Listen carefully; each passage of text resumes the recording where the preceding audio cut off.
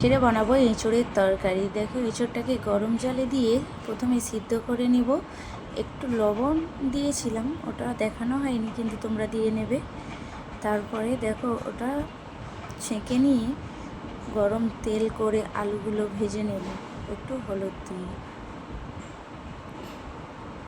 দেখো আলুগুলো হলুদ দিয়ে লাল করা হয়ে গেলে হালকা ব্রাউন কালার হয়ে যাবে, আমি ওগুলোকে সব তুলে নেব।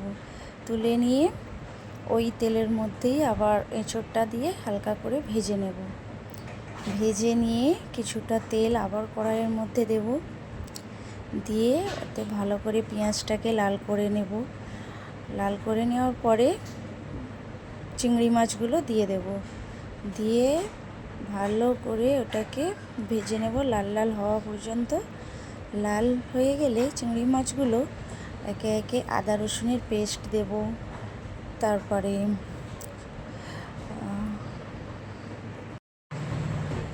দেখো নুন দিয়ে দেব, 1 চামচ নুন, হলুদ গুঁড়ো, লঙ্কা গুঁড়ো, জিরে মরিচ, ধনের গুঁড়ো, এগুলো সব কিছু উপকরণ একসঙ্গে দিয়ে ভালো করে কষিয়ে নেব। একটু দেবো উপর থেকে কাশ্মীরি লঙ্কার গুঁড়ো কালার হওয়ার জন্য।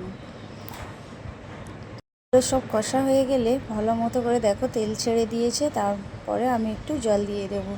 জলটা দেওয়ার পরে আমি ভেজে রাখা আলু আর এঁচোড়গুলো সব দিয়ে দেব এই কষানোর মধ্যেই। দেওয়ার পরে এঁচোড় আর আলুটা, চিংড়ি মাছ সব কিছু একসঙ্গে ভালো করে কষে নেব। কষে নেওয়ার পরে আবার কিছুটা জল দিয়ে দেব, যতটা দিলে সিদ্ধ করা যায় ততটাই দেবেন, অসুবিধা নেই, ঠিক আছে। কেউ কেউ একটু মাখো মাখো খেতে পছন্দ করে, আবার কেউ একটু রসালো টাইপের খেতে পছন্দ করে। যে যেমন খাবে তেমন হিসাবেই রাখবেন। আমি উপর থেকে আরও একটু টমেটো দিয়ে দেব এঁচোড়ে। দেখো এঁচোড়ে টমেটোটা দেওয়ার পরে ভালো করে নেড়ে চেড়ে দিলাম। তারপরে আস্তে করে বসিয়ে দেবো সিদ্ধ হতে। আর কিছুক্ষণের মধ্যে একটু হালকা হালকা করে চালিয়ে দেব।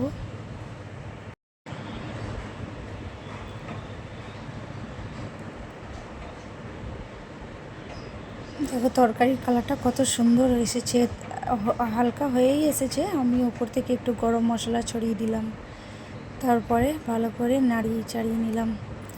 নেড়ে নেওয়ার পরে যে যেমন রাখবেন তেমনই রাখবেন। মাখো মাখো খেলে একদম শুকিয়ে দেবেন, একটু রসালো খেলে একটু ঝোল রাখবেন।